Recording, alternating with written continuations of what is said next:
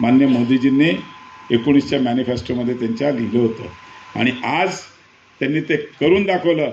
काश्मीरमध्ये आज 370 कलम रद्द झालेलं आहे आणि आपला तिकडचा मग मुस्लिम असो हिंदू असो त्याला स्वतःला सुरक्षित राहायची आहे. आज सीमेवर राहणारे आपले जवान असतील, सर्जिकल स्ट्राईक करून त्यांनी दाखवून दिलं की नाही, भारत पण अटॅक करू शकतो. भारतातल्या सैनिकाला तुम्ही जवानाला कमी समजू नका. म्हणजे असे अनेक निर्णय मोदीजींनी स्पॉटवर घेतले जे आजपर्यंत कुठलंही दुसरं या अगोदरचं काँग्रेसचं सरकारने केलेलं नाही. मी म्हणून जास्त वेळ बोलणार नाही. मी एवढीच विनंती करणार आहे, आपण सगळे सुज्ञ आहात, रोज पेपर बघता, टी व्ही बघता, पण एकच गोष्ट लक्षात ठेवा, मागच्या वेळेस आपण चूक केली.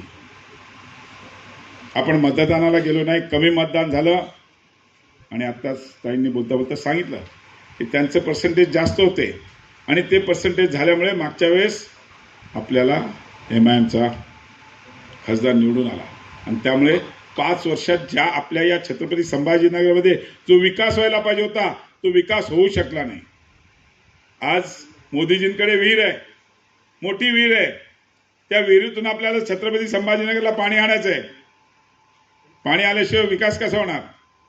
तर माझा सांगण्याचा उद्देश एकच आहे की आपल्या शहरात जर विकास करायचा असेल तर ती जी पाईपलाईन आहे, ती पाईपलाईन म्हणजे खासदार संदीपानजी भुमरे ह्यांना जोपर्यंत आपण निवडून नाही देणार तोपर्यंत जे दिल्लीतल्या विहिरीतलं पाणी आहे म्हणजे आपल्या शहराला येणारा विकास हा आपल्या शहरापर्यंत पोहोचणार नाही. म्हणून मी आपल्या सगळ्यांना एवढीच विनंती करणार आहे की आपल्या शहराला स्मार्ट सिटी केली, जो 340 कोटी रुपये रस्त्यासाठी दिले, कचऱ्यासाठी दिले. आपल्या राज्याचे मुख्यमंत्री एकनाथजी शिंदेसाहेब असतील, उपमुख्यमंत्री देवेंद्रजी फडणवीस साहेब असतील, उपमुख्यमंत्री अजितदादा पवार असतील, यांनी या शहराचा ह्या राज्याचा विकास करण्याकरता पूर्णपूर प्रयत्न केलेला आहे. भुमरे साहेबांनी पालकमंत्री म्हणून पण या छत्रपती संभाजीनगरचा पूर्ण विकास करण्याचा प्रयत्न केलेला आहे.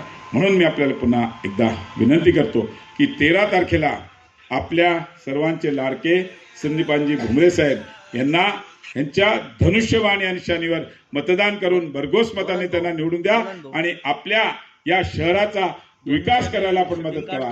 आपलं जर मत आपण चुकीने दुसऱ्याला टाकलं तर ते जाते राहुल गांधीला. आणि राहुल गांधी कोण आहे?